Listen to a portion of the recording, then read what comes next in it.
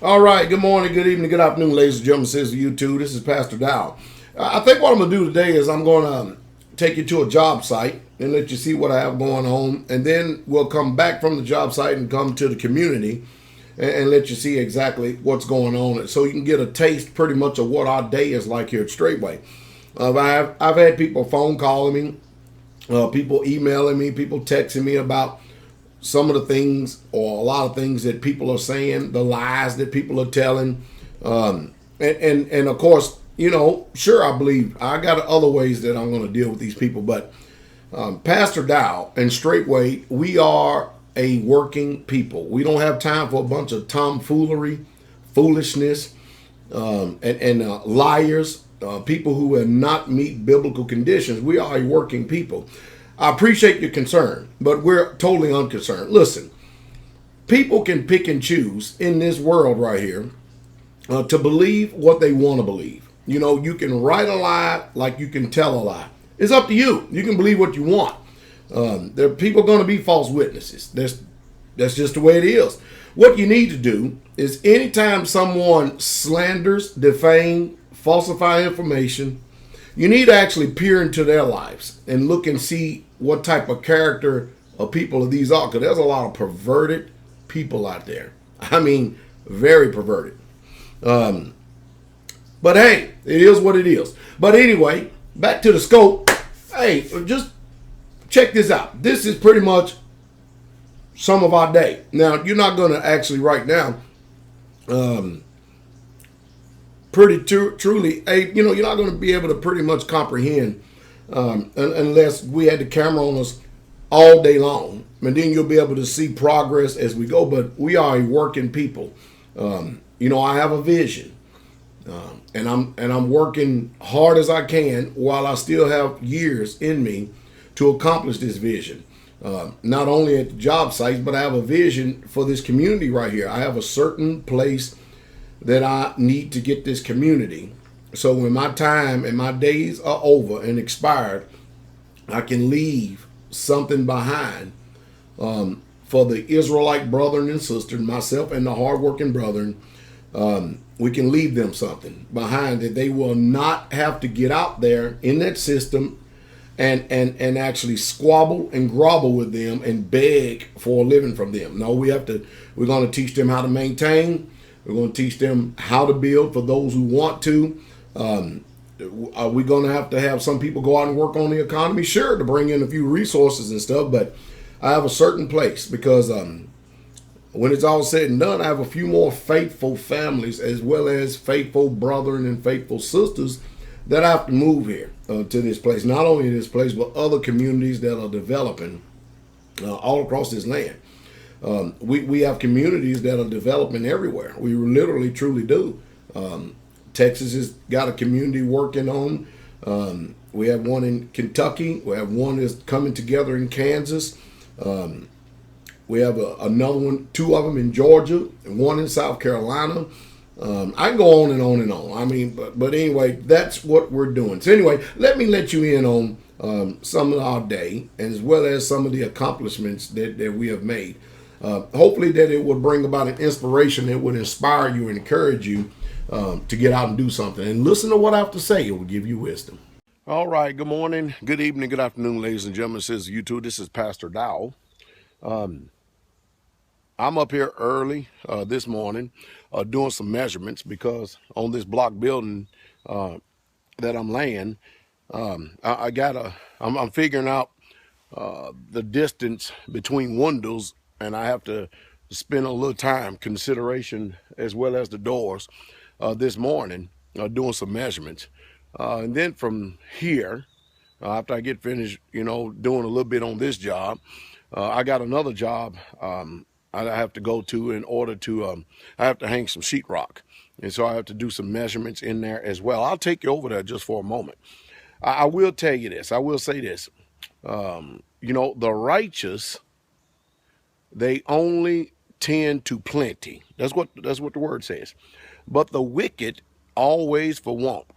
In the hour that we're living in, I think one of the most difficult things it is to do or get people to do is to actually become doers. I mean, to really, truly do something. People in this generation are just flat out plain lazy. Let's just call it like it is. And they are the ones that always expect everybody to do everything for them. The other day I had somebody ask me, how is it that you know how to do so much, Pastor Dowell? Because I study, I learn, and then I go and do. I apply it. I made many mistakes along the way, but I just didn't want my life to be wasted. And not only that, I couldn't fathom going out there, working for Federal Reserve notes, and then turn around and pay somebody else to do something that I could do myself. I just couldn't see it. And that's the reason why that you see my hands doing a lot of things, because I just cannot square paying somebody an exorbitant amount. Rather than me going out there paying somebody, I would rather do it myself, and that way I know that the quality is to my standard, and there won't be any shortcuts. I could take that money, or money that you would pay somebody, you could take that money and invest it into more building materials, and have more, and have more. And I think that's the wisdom of the hour, because, it's just not, I just don't understand and comprehend. Maybe I never will. Most people think you ought to pay everybody to do everything for you. I just can't see it, because to me, that's taking resources out of your pocket, and giving it to somebody else, putting it in the bag with holes, and you're not able to buy more. You could do more if you would just simply do more. And you look at men today, guts hanging out, lazy, live 40, 50 years in their life and have nothing to show for it. It's just a sad thing. It's because we follow the ways of this world and have bitten of the fruit of lies and live at ease. So I'll take you over here to the next building place here, or the next job that I have to go to in just a moment. But let me get up here and get finished with this measurement. Show 'em.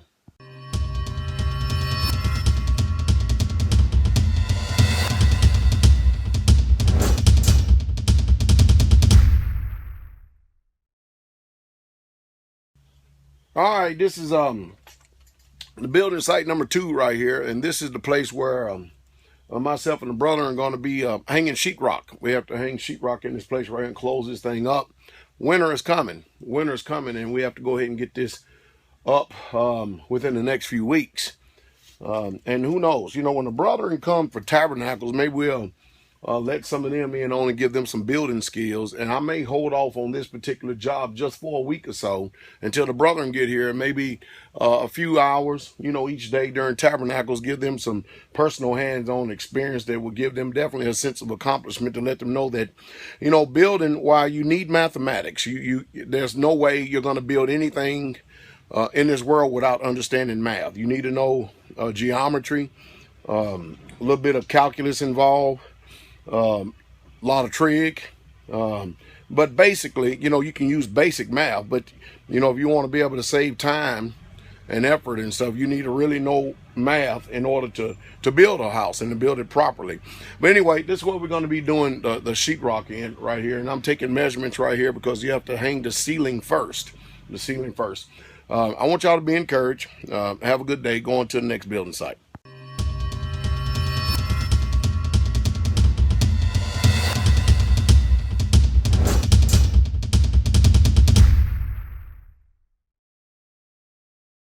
All right, of course, what we have going on here today. Bless you, Brother Emmy. Bless you, Shepherd.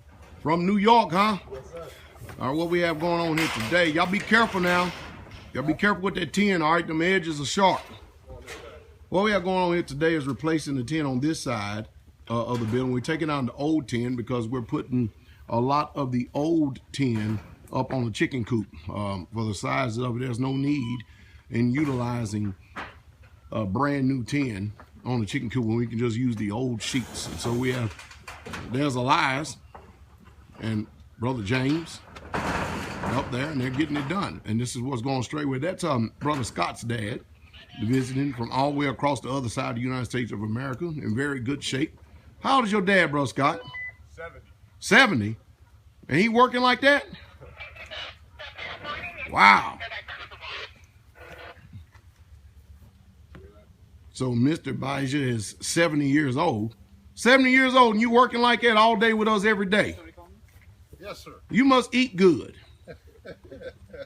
I eat good. I live a good life. Live a good life. I tell you what, man, I tell you, that's something to be envied, to see him 70 years old. And I'm telling you, ever since he's been here visiting with us, he's been at it hard with us, with the brethren. It's utterly amazing. You're not going to see too many 70-year-old people today that is stocked up on GMO, modified foods, high fructose corn syrup, and all this old other stuff, be in that kind of shape. But hey, it's a blessing.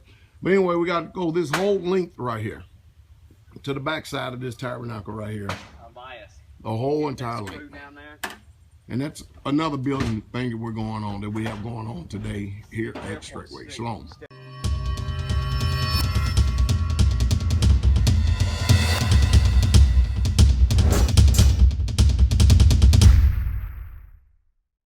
Of course, that's a sight you always see out here Straightway very early in the morning. 5 o'clock, 5:30 is Sister Angelica and her daughter, little Judith, smiling and cheesing. And of course, there's Sister Tamar. You're doing laundry this morning, right, Sister Tamar? Yes, sir. She's doing laundry this morning, and it's cold. It's cold out here. It's cold out here right now because of the season is changing. And of course, back behind our laundry line right here, you know, what you're looking at is another raised beds. All the green beans is pretty much done ran its course, and we still have a few tomatoes on these particular plants right here that we're still harvesting. We're trying to milk it for as long as we can. And of course, you know, for our cows, we have a lot of winter storage of hay right here now. But the scope of this video is the chicken coop. See the chicken coop right there? We still working on the chicken coop right there, but the brethren put the tin on, or the roofing tin, yesterday. And they're taking the old tin off the tabernacle, and they're going to be putting it on the sides. We always have somebody doing something here. In other words, nobody's letting any grass grow up under their feet. We thank the Father for it. Anyway, got to get going. Got a heavy work day in front of us. I want y'all do what you can. Be encouraged all you can. King's coming. We busy. Hope y'all busy too. Looking forward to seeing y'all at Tabernacles. All right? King coming.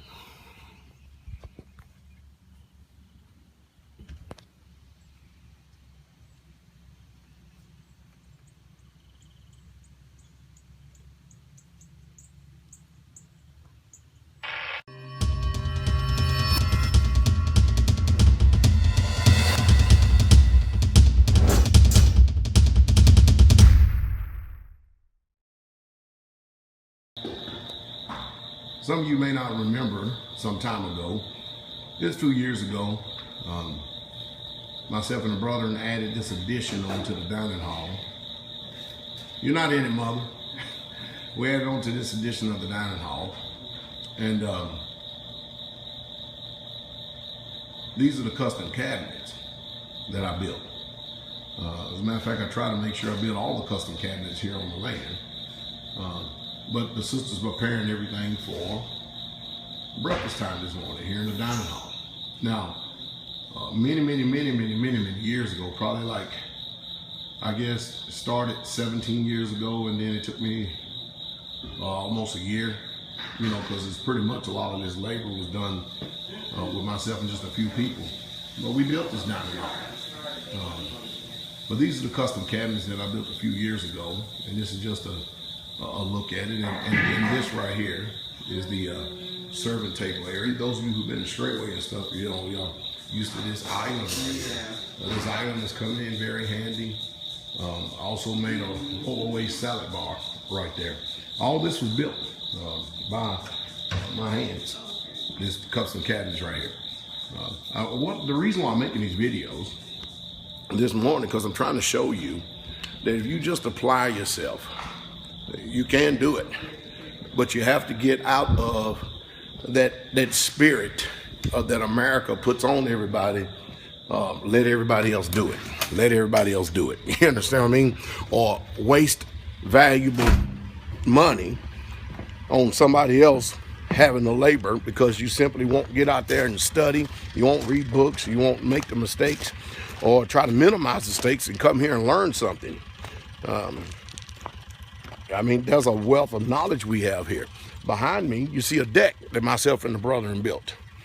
We built this deck as an addition to the dining hall, and the saints really immensely enjoy it during the feast days. Also, what you see right here is this playground. People ask me, where'd you get the design of the playground at, Pastor Dowell? I said, in my head. What do you mean in your head? In my head. I made it up as I went. I had the actual calculations in my head, and we put together this nice little playground for the children.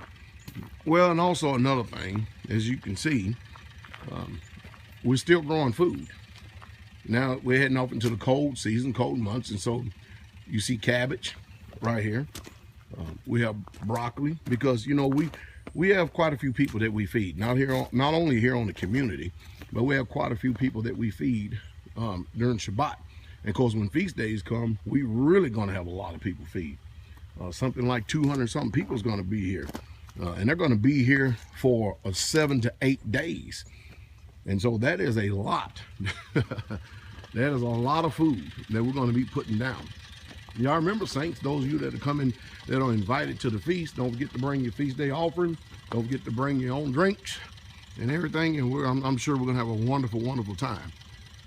There's our fire pit for someone who's inquiring and just don't know too much. But the only reason why that I'm making this video here this morning is because I want you to see that Pastor Dowell and the Saints of Straightway, we don't have an extraordinary amount of time where we can just sit down on our ass and make videos all day. You mostly get these spontaneously or when I'm sitting at the desk. Other than that, we're busy. We are literally busy. And that's just all there's to it. And by the way, while we're here, we're remodeling a place.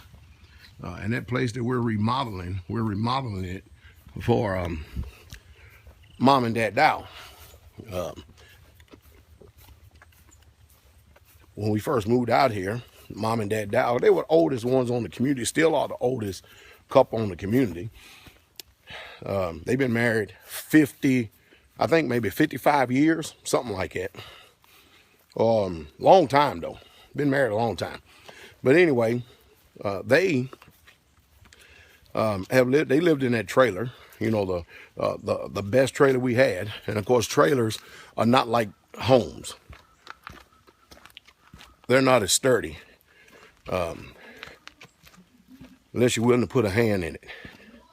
Let's go in here and let me let you look at something. And there's Sister Barb. They done made a sewing place out of this. That's her and Mother Bullock bought up everything, didn't she? Well, this is the floor, the hardwood floor that we put down. And boy, when Mother Bullock said she bought everything, didn't she? All right, so what are y'all doing here this morning, Sister Barb? We're making some garments for atonement, and also Sister Ashley's musical that we're doing, the biblical musical. Ah. Woo, boy, y'all are busy. Yes, sir. Wow. All right. Didn't mean to disturb you. Shalom. Shalom. And so we're remodeling this place. I didn't realize that they had made a sewing area out of it. But hey, righteous again. Only 10 to plenty. Lord to the King. All right. But anyway, I hope that this video has been some type of inspiration, because just like in the military, when I was there, went to U.S. Army Airborne School, U.S. Army Air Assault School. You know, there's nothing you can pretty much do in life without others. But you have to surround yourself around quality people in order to accomplish something. If you don't surround yourself about people who are quality people, you're not going to accomplish anything. All you're going to have is murmurers, gripers, complainers. And I just truly believe that this system is coming out from under, it's coming unglued. It's coming out from under our feet. But anyway, last thing I wanted to show you was, you see, this is how we keep warm during tabernacles. Myself and a brother, and we laid this nice pit right here. And what you see that rusted thing look like on his side, what that is a fire barrier. That's actually a trailer frame that we actually put together. Brother Shane, Elder Doug welded it. And that's why we have our nice fire pit and we stay warm during tabernacles. And boy, does it put off some heat. But anyway, y'all have a wonderful day. I hope you're encouraged. I really, truly are. I can't wait to see my family that's coming in for tabernacles. Y'all be safe. Y'all speed.